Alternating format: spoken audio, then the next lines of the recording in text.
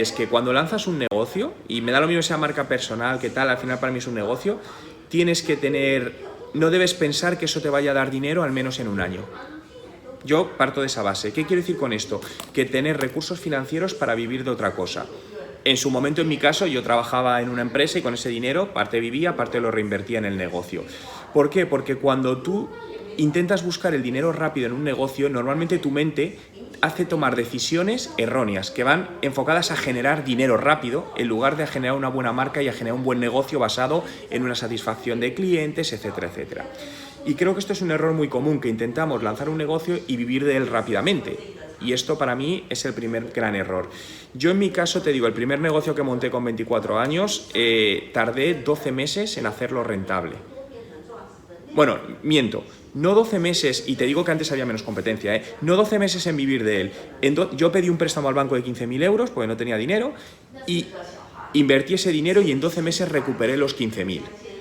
A partir de ese momento yo conseguí generar unos ingresos más o menos recurrentes de 1.000 euros en aquel momento y decidí ya dejar mi trabajo y dedicarme full time a eso. Pero me llevó 12 meses.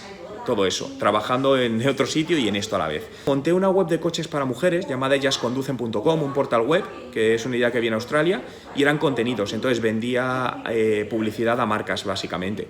Entonces eso fue en el año 2004 concretamente. A ver, la idea suena interesante, pero vuelvo a lo mismo. A mí lo que me diría si eso es viable o no, lo primero es que te hagas ese plan de negocio para ver el coste que tiene. Yo soy bastante, te lo decía antes, evito las apps. Yo no veo mucho negocio en las apps porque creo que sí, la que triunfa, triunfa, no te digo que no, pero cuando miras el porcentaje de éxito es súper bajo.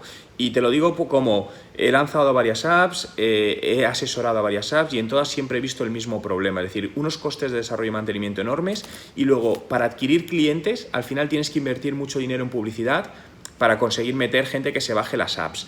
Las apps son súper delicadas porque el coste de adquisición de clientes suele ser muy elevado y además el cliente es súper infiel porque tú piensas cuántas apps tiene la gente en su primera pantalla de móvil y la mayoría no son de empresas. Al final, si te das cuenta, son mensajería, redes sociales. Entonces, suele haber un ratio de abandono muy elevado y luego, una vez que alguien se ha bajado una app, es, no voy a decir imposible, pero casi imposible, si se la ha quitado, que se la vuelva a instalar. Piensa también cuántas veces has hecho eso. Entonces, para mí me parece un negocio que normalmente necesitas un capital muy, muy elevado para hacerlo, para testarlo. Entonces, yo suelo evitar tipos de negocio que requieren de demasiado dinero de validación, en mi caso, ¿no? Porque yo creo que tienes que arrancar un negocio con capital propio, no buscar inversión, y hay que buscar inversión cuando quieres escalarlo, no al principio, porque si no estás vendido en la negociación.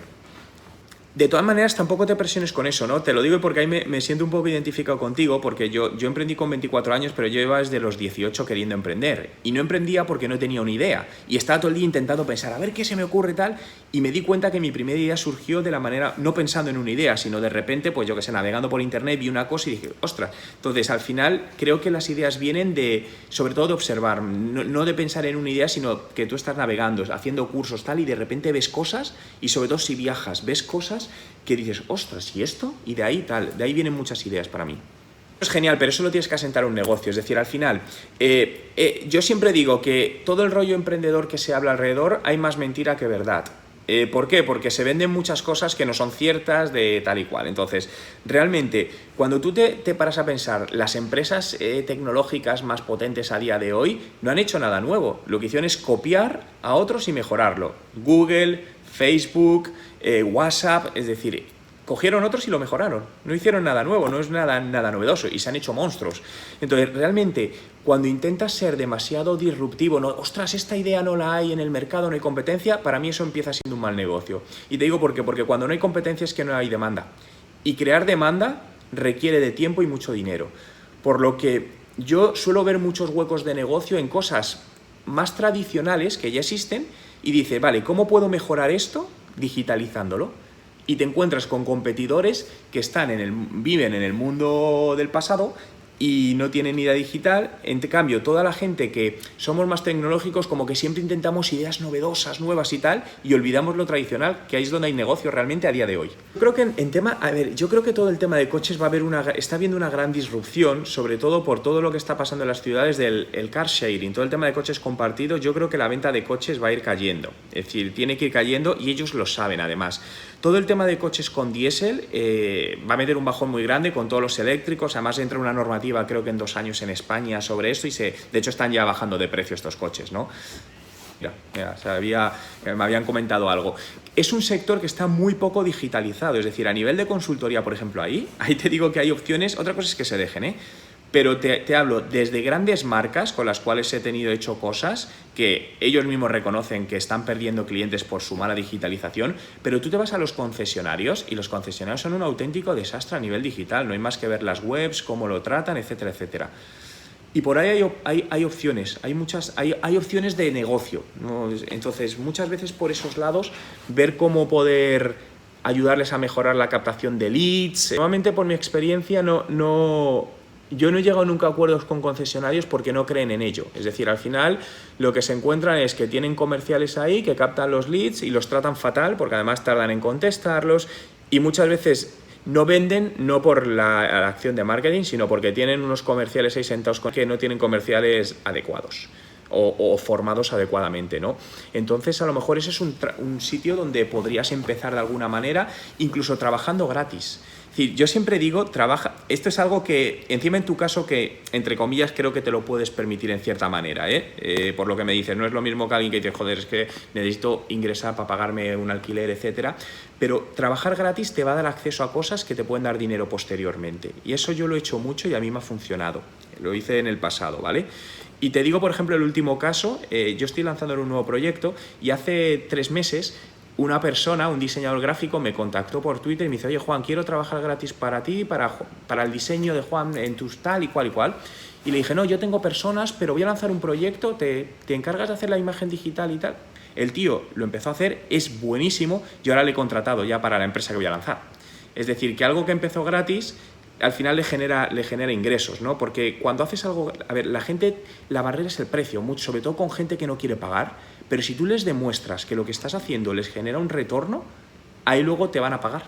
Pero para mí ahí hay otra oportunidad de negocio, es decir, si tú de repente entras con ese negocio, pero de una manera mucho más dinámica, empiezas a captar probablemente una clientela que busca otra cosa, que a lo mejor estamos con esas empresas porque no hay otras empresas, y encima...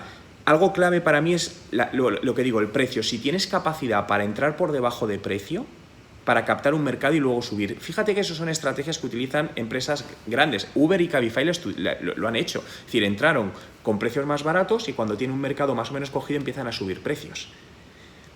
Si eso te lo puedes permitir. Por ejemplo, una empresa de telecomunicaciones de móviles que ha entrado ahora en un país latinoamericano con unos precios por debajo, es decir, pierden dinero, literalmente, pero claro, lo que han hecho es joder al mercado, disrumpir al mercado, y entrar y ganar un posicionamiento y luego ya empiezan a cobrar. Entonces, traslada ese concepto a un negocio. Al final...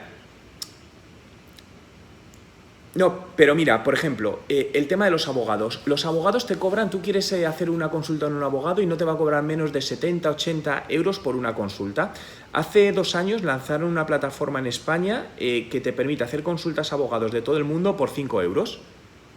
Entonces, al final creo que cada vez todo tiende a ser más barato. Pero, por ejemplo, ¿cuál es el mayor problema de los negocios tradicionales? Que no bajan de precio porque tienen unos costes fijos enormes.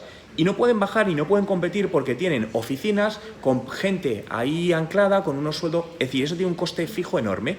Si tú te quitas esos costes fijos, correcto. Entonces, busca cómo quitarte esos costes fijos y ahí puedes empezar desde quitarte una oficina que hay que pagar un mogollón, quitarte gente con una jornada completa y resulta que ellos no pueden bajar su precio de 50, pero a lo mejor tú lo puedes poner a 20 y aún así ganas dinero.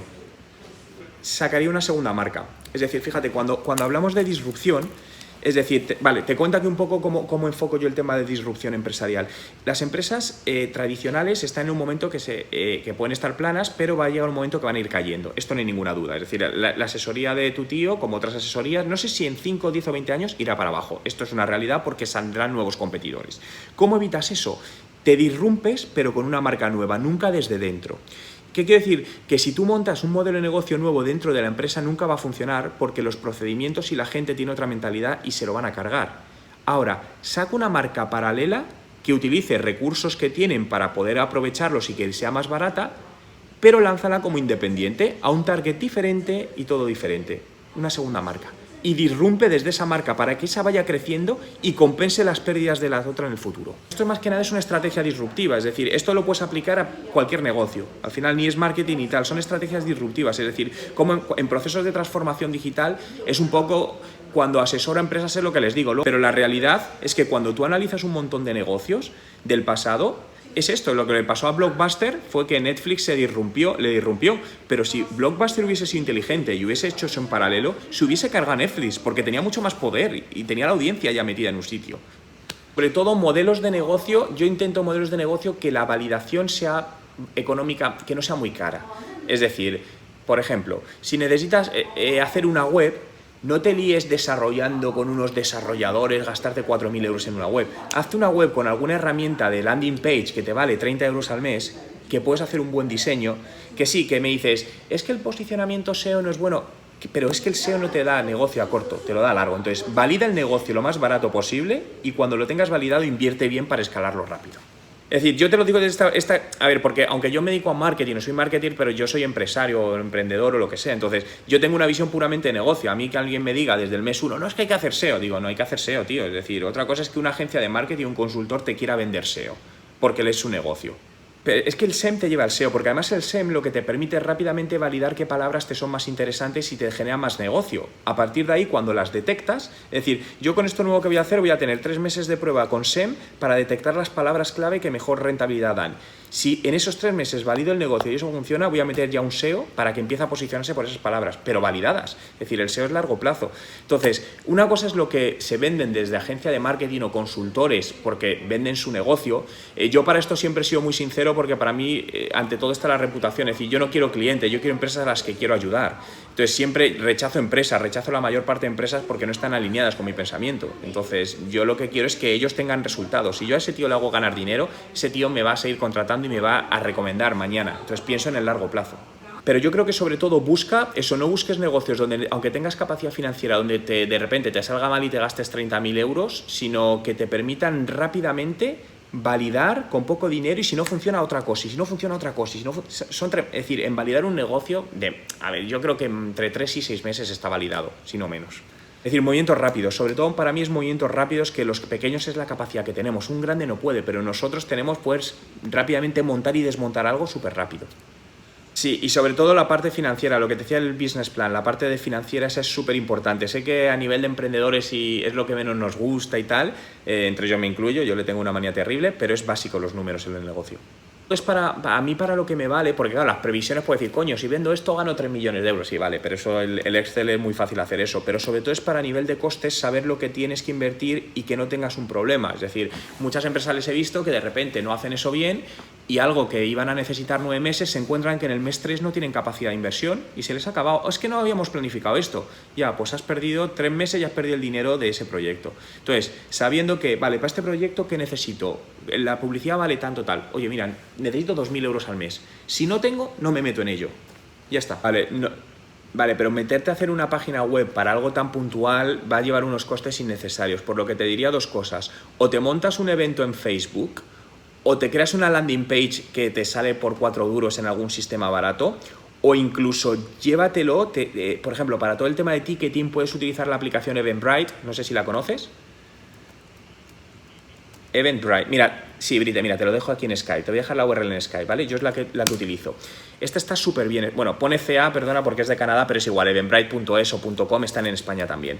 Entonces, tienen todo el sistema y te permiten incluso enlazar con Facebook Ads, es decir, tú vas a tener ya una plataforma para venta de un evento, tienes todo ahí interiorizado, y luego sí para promocionarlo yo utilizaría sin lugar a duda Facebook, porque te permite geolocalizar súper bien por código postal, por localidad y luego por intereses, boxeo, kickboxing, yo que sé, Muay Thai, todas estas cosas.